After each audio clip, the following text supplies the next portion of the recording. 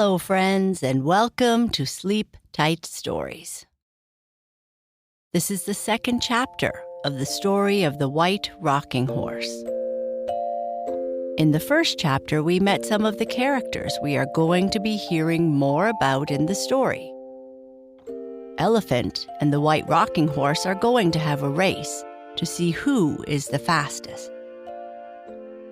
Elephant has roller skates on, and they are all ready to go when Candy Rabbit says, "Hush!" The White Rocking Horse, Chapter 2.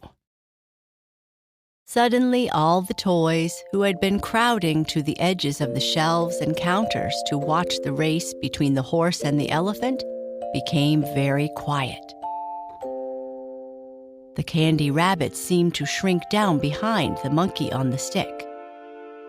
The tin soldier slipped his sword back into its scabbard, and his men lowered their weapons. The Calico Clown, who had been about to bang his cymbals together, dropped them to his sides. The Lamb on Wheels, who had just been going to ask a rag doll if she didn't want to sit up so she might see better, rolled herself under the counter. And the White Rocking Horse and the elephant on his roller skates looked around in surprise. "What's the matter?" neighed the horse.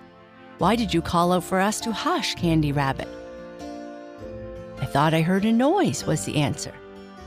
"Maybe the night watchman is coming. If he is, he must never see us at our play. Something dreadful would happen if he did." "Hush, not so loud," whispered the Calico Clown. "What you say is very true, Candy Rabbit. We dare not move around or talk if we are being looked at by human eyes. But I do not think the watchman is coming." "How can we be sure the watchman is not looking at us?" whispered the monkey on the stick. "I'd like to see this race." "So would I," said the Calico Clown. "And there is only one way we can be certain the watchman is not here." "Tell us how," suggested the tin soldier. "This is the way," answered the Calico Clown. "I will recite that funny riddle I started to give you earlier in the evening. If the watchman is here, he will laugh at it, and then we'll know he is watching us." "That will be a fine way," said the Lamb on Wheels. "Go ahead, Calico Clown, tell us the riddle, and we must all listen to see if the watchman laughs." "All right, here I go," agreed the Calico Clown.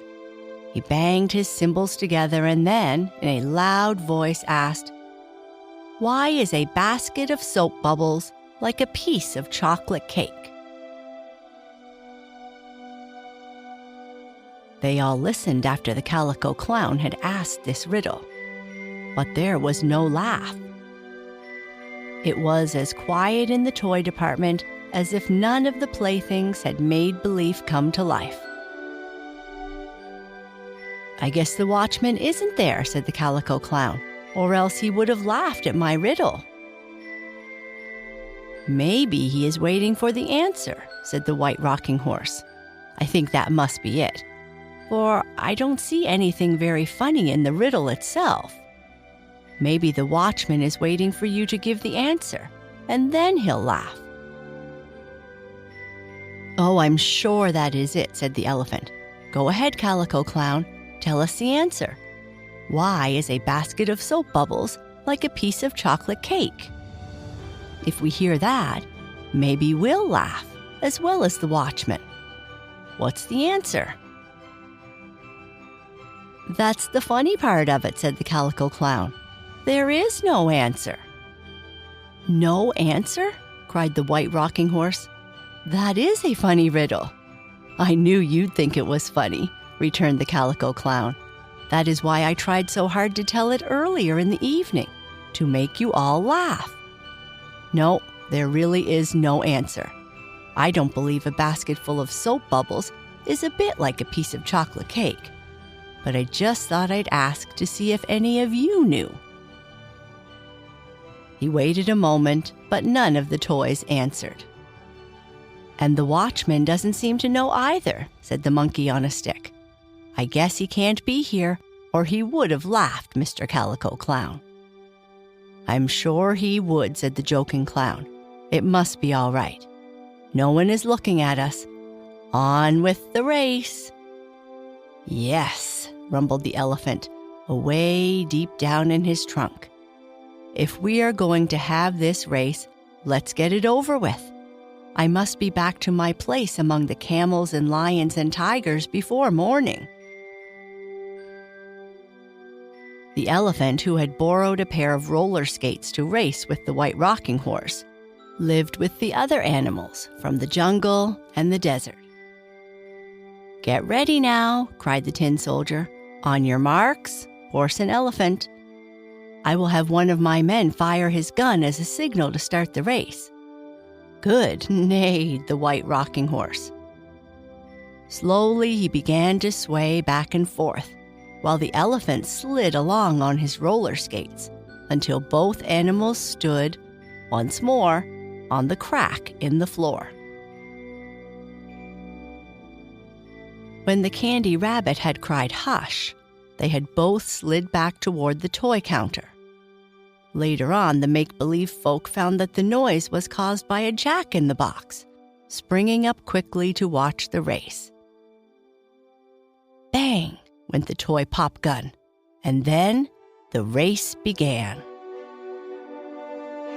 And such a race as it was. Across the floor, toward the elevators, went the elephant, gliding along on the roller skates. Back and forth swayed the rocking horse, and each time he moved, he went a little faster. His tail and mane streamed out in the air, and his red saddle of real leather glistened in the light of the one dim electric lamp. "The elephant is winning! The elephant is winning!" cried the monkey on a stick. He rather favored the elephant, for, like the big chap, the monkey also came from the jungle. "The horse is going faster," cried the tin soldier. "I'm sure the horse will win the race." The tin captain rather favored the horse, since all soldiers like horses. "It is too soon yet to tell who will win," remarked the Calico Clown. "They have to go to the elevators and come back to the starting mark, the crack in the floor, before the race is finished. Oh, but this is sport!" The white rocking horse and the elephant, who wore roller skates, were close together, making their way as fast as they could toward the elevators. This was the halfway mark of the race. The two animals must turn around and come back to the toy counter before it would be known which was the fastest. Just now they seemed to be even. On and on they raced, faster and faster. If you had been there, you would have enjoyed it, I am sure. But of course that was not allowed. If you had so much as peeped, even with one eye, the toys would instantly have become as motionless as pictures in your spelling book. Back and forth rocked the white horse. Rumble and roll went the elephant on his skates. They were close to the elevators in about 3 minutes after they had started from the crack mark. "Now they are going to turn around," whispered another doll as she leaned over the edge of the counter. "Oh, look!" suddenly cried the monkey on a stick. "Now the white rocking horse will win the race." As he spoke, there came a loud clattering sound down near the elevators, the halfway mark of the race. All the toys strained their necks to look, and they saw that one of the roller skates had come off the elephant. He had turned too quickly and had lost a skate. "Never mind, go on," cried the elephant, who was quite a sporting chap in his own way. "Go on with the race. I can beat you on 3 skates, Mr. Horse." "Ho, ho, we'll see about that," whinnied the rocking chap as he made the turn and started back. The two toys were going along as fast as they could. the rumble of the rockers on the white horse mingling with the roll of the skates on the elephant, when, all of a sudden, a brighter light shone in the toy department. The sound of footsteps was heard, and the Calico Clown had just time to shout, "The watchman! To your places, everyone!" And instantly, the toys were as motionless and quiet as mice. The elephant, even on 3 skates, had been going so fast that he rolled behind a big pillar, all covered with red and green tissue paper, with which the toy section was decorated. And the white rocking horse stayed just where he was when the clown called out. Up among the toy counters and shelves came a big man carrying a flashlight. He was the store watchman, and he went about in the different departments each night to see that all was well.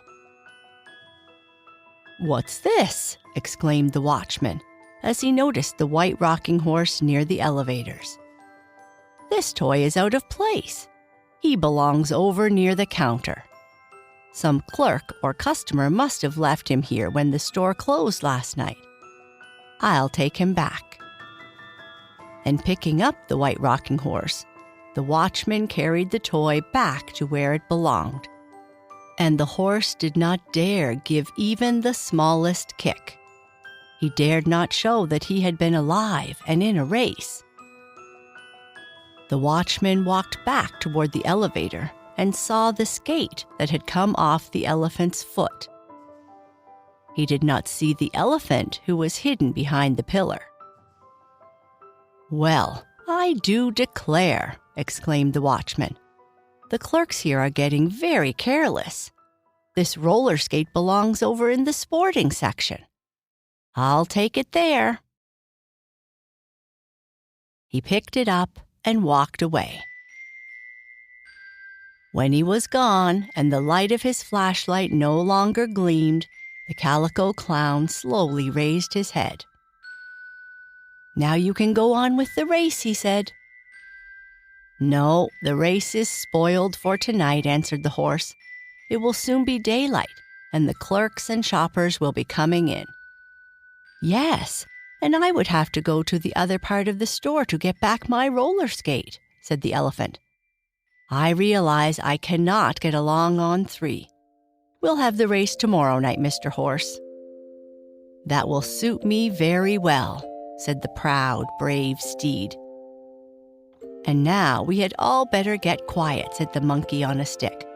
"I can see the sun peeping up in the east. Daylight is coming, and we dare no longer move about and talk. We have had some fun, but now we must get ready to be looked at by the shoppers. Quiet, everyone." And as he spoke, the light suddenly grew stronger in the toy department. The clerks began coming in, and soon, when the sun was a little higher in the sky, the shoppers began arriving. The white rocking horse, proud and stiff, stood near the counter. How his red saddle of real leather glistened in the light. How fluffy his mane and tail were.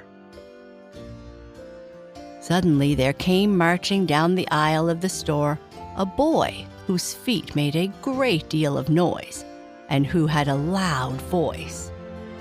"Here's the rocking horse I want," he cried. "I'm going to have this one." And in an instant he had leaped onto the back of the white horse, banging his heels on the painted sides and yanking on the leather reins. "Giddy up, giddy up!" cried the loud boy, and he began kicking the white rocking horse in the side.